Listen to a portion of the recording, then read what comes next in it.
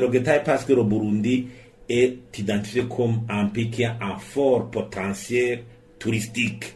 Tenez, il y a les lacs Ozazono, lac Guihinda Choho, il y a les forêts naturelles, Bururi, Kibira, Rukoko, il y a les randonnées dans les aires protégées, il y a le lac Tanganyika, il y a les danses traditionnelles, il y a le tambour, il y a l'histoire riche, les eaux thermales, les sites de Carrera, la source la plus méridionale du Nil, la pièce de la rencontre de Livingstone Stanley, sans oublier la position de plaques tournantes, position stratégique dans la sous-région, pouvoir développer une industrie de services, pouvoir attirer les touristes.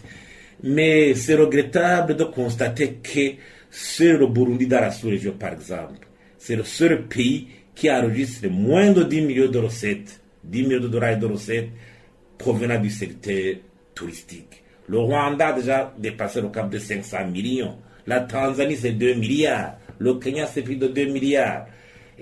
L'Ouganda approche 1 milliard de dollars. Alors que le Burundi a moins de 10 millions.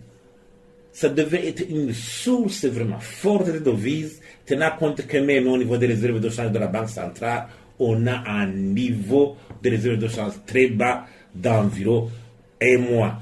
Il faut que le Burundi, le gouvernement développe une stratégie opérationnelle du développement touristique. Stratégie opérationnelle, considérée comme une boussole pour tous les intervenants dans ce secteur. Il faut aussi allouer des moyens, le budget. C'est regrettable, par exemple, de constater que dans la loi des finances actuelle, seuls 69 millions de francs sont alloués au réaménagement des sites touristiques. C'est une somme très dérisoire. Il faut du personnel qualifié, envoyer les jeunes étudiants à l'étranger. Il faut des experts dans la gestion du secteur touristique. Il faut aussi améliorer un cadre légal, un environnement des affaires pour attirer les investisseurs dans le cadre de partenariat public-privé, pour qu'il y ait des investisseurs qui engagent leurs fonds dans l'aménagement des sites touristiques. Dans le cadre du partenariat public-privé, chacun pourrait y trouver son compte, que ce soit l'investisseur, que ce soit le gouvernement et la population aussi, qui doit bénéficier de tous ces services. Il faut aussi que le Burundi développe des infrastructures de qualité. Un touriste ne peut pas venir dans un pays où les routes sont dans un état de délabrement total, dans une situation où il y a coupure intempestive de l'eau et de l'électricité, un réseau Internet défaillant.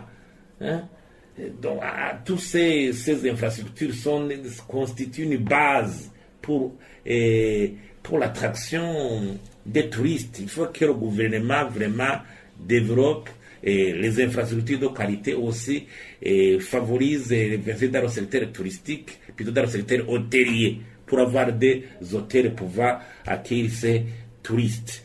Et je crois aussi que le gouvernement peut développer le tourisme d'affaires. Tenant compte qu'on a une position de plaque tournante dans la sous-région, on peut développer des services de santé, d'éducation, investir par exemple dans l'aéroport international de Bujumbura pour que plusieurs voyageurs dans l'est du Congo passent par l'aéroport international de Bujumbura. Donc il faut une stratégie de développement de services.